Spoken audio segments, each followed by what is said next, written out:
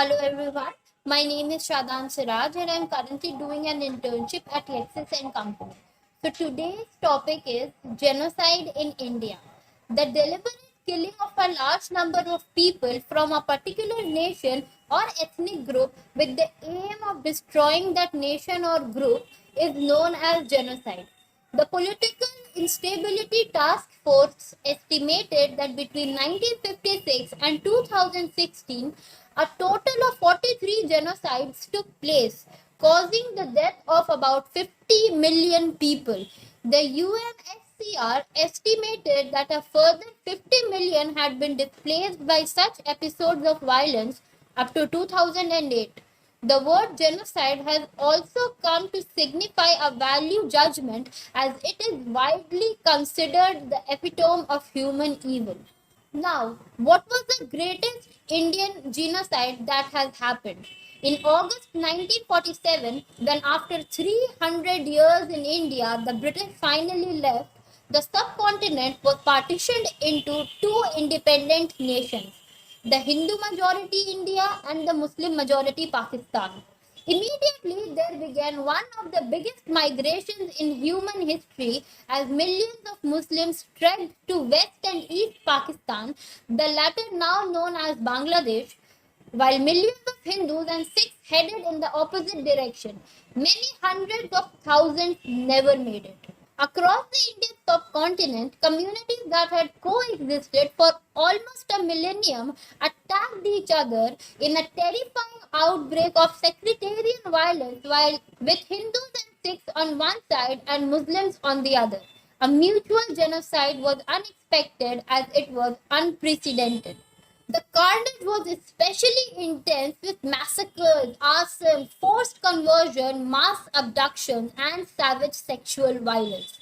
Some 75,000 women were raped, and many of them were then disfigured or dismembered. Some British soldiers and journalists who had witnessed the Nazi death camps claimed partition brutalities were worse. In 1948, as the Great Migration drew to a close, more than 15 million people had been uprooted, and between 1 and 2 million were dead.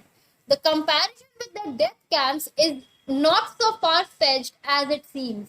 Many writers persuasively blamed the British for the gradual erosion of these shared traditions. The British started to define communities based on religious identity and attached political representation to them. Many Indians stopped accepting the diversity of their own thoughts and began to ask themselves in which of these boxes they belonged. What are the stages, risk factors, and preventions of genocide? Number one is the classification. People are divided into us and them. The main preventive measure at this early stage is to develop universalistic institutions that transcend divisions. Number two, symbolization. When combined with hate, symbols may be forced upon unwilling members of pariah groups. To combat symbolization, hate symbols can be legally forbidden, as can hate speech. Number three is the dehumanization. One group denies the humanity of the other group. Members of it are equated with animals, vermin, insects, or diseases. Local and international leaders should condemn the use of hate speech and make it culturally unacceptable. Leaders who incite genocide should be banned from international travel and have their foreign finances frozen. Number four is the organization. Genocide is always organized. Special army units are often trained and armed. The UN should impose arms embargoes on governments and citizens of countries involved in genocidal massacres and create commissions to investigate violations. Number five is the polarization.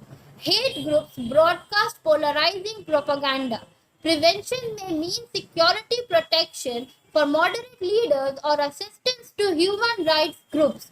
Coups dictated by extremists should be opposed by international sanctions. Number 6 is the preparation. Victims are identified and separated out because of their ethnic or religious identity. At this stage, a genocide emergency must be declared. Extermination. It is extermination to the killers because they do not believe their victims to be fully human. At this stage, only rapid and overwhelming armed intervention can stop genocide. Real safe areas or refugees escape corridors should be established with heavily armed international protection. Now, the last is denial. The perpetrators denied that they had committed any crimes. The response to denial is punishment by an international tribunal of national courts. Now, what are the ongoing prevention efforts? The ongoing prevention methods include the genocide watch. It was the first international organization dedicated solely to the prevention of genocide. Founded at the Hague Appeal for Peace in May 1999 by Dr. Gregory Staten, Genocide Watch coordinates the Alliance Against Genocide. Genocide Watch utilizes Dr. Staten's 10 stages of genocide to analyze events that are early warning signs of genocide. The second one is the Alliance Against Genocide. It was also founded by Dr. Gregory Staten at the Hague Appeal for Peace in 1999 and was originally named the International Campaign to End Genocide. It was the first international coalition dedicated to the prevention of genocide. The alliance includes over 70 international and national non-governmental anti-genocide organizations in 31 countries. United Nations Office on Genocide Prevention and Responsibility to Protect Alliance Against Genocide was created in 2004 by UN Secretary General Kofi Annan, Dr. Edward Mortimer, and Under Secretary Dan Turk were key advisors on creation of the office. It advises the UN Secretary General and UN on genocide prevention.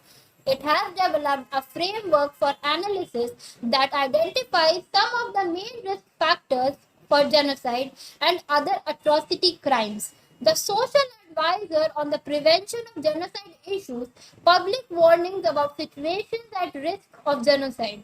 The office conducts training for national governments on policies to prevent genocide. In conclusion, it is high time that the government starts addressing these issues and starts taking steps to prevent it and maintain the democracy of India. Thank you.